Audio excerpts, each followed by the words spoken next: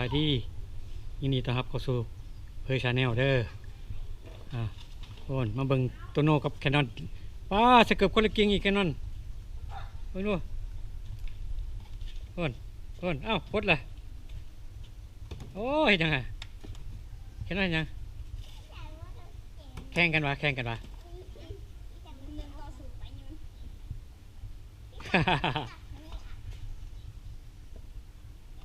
โตโน่เก่ง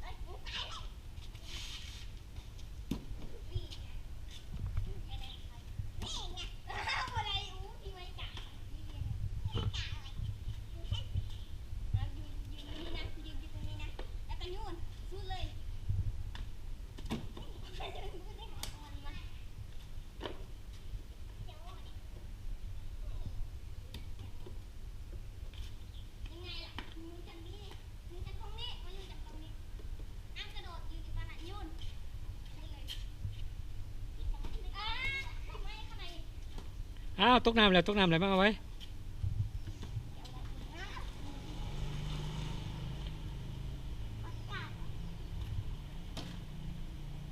โอ้แคนนอนสเกือบงามแท้แคนนอนน่ะ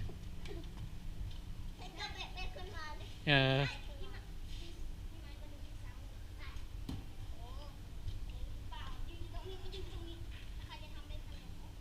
โอ้ย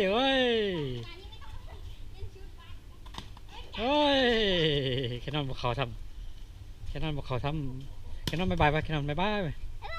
เออกดทีปิดคลิปอย่างตัวนี้เด้อ